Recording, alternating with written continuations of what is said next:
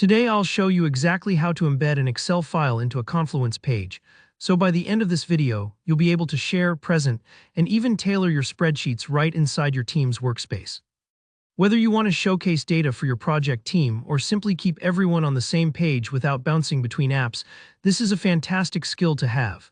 Let's dive in and get started right away. First, you'll need your Excel file handy. Make sure it's the latest version you want your team to see. The first thing you'll do is attach your file to the Confluence page. You can either drag and drop your XLSX file straight onto the page or use the Files and Images button in the toolbar to upload it. If you're more of a visual person, think of it like pinning an important document to a shared corkboard where everyone can see it. If you're working with a big spreadsheet, don't worry, Confluence handles file uploads pretty smoothly, but it may take a moment if your file is on the larger side. Once that file is attached, it's time to actually embed it. While you're in editing mode on your page, just type / in Office Excel, so Office Excel, and you'll see the Office Excel macro pop up as a suggestion. Click on it to insert it into your page. Think of the macro as a special window or viewer that lets everyone see your spreadsheet without having to open the actual Excel program.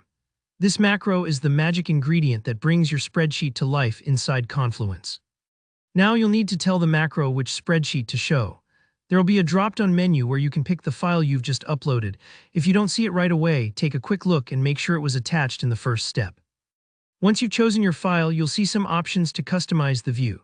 Here, where you can get specific. For example, maybe you only want to display a particular worksheet if your Excel file has multiple tabs, or perhaps you want to limit how many rows or columns everyone can see. This is super useful if you don't want to overwhelm your team with too much data, or if some of the information is sensitive. It's like cropping a group photo, you get to choose exactly what's visible on the page. After you finish adjusting the settings, go ahead and click Save on the macro, but you're not quite done yet. You'll still need to hit Publish on your Confluence page for everyone to see the embedded spreadsheet. Take a moment here to preview if needed. You want to make sure everything looks clean and you're only sharing what you intend. Once you publish, your Excel spreadsheet will appear as a static HTML rendering. It won't be live editable, so if you update the spreadsheet itself, you'll need to re-upload it.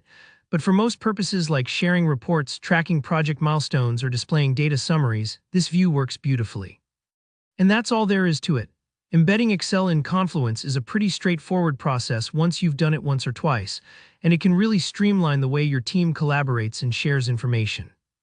If you found this guide helpful, go ahead and give the video a thumbs up, and let me know in the comments if you have any questions or want to see more Confluence tips. Don't forget to subscribe for more straightforward tutorials like this. See you in the next one.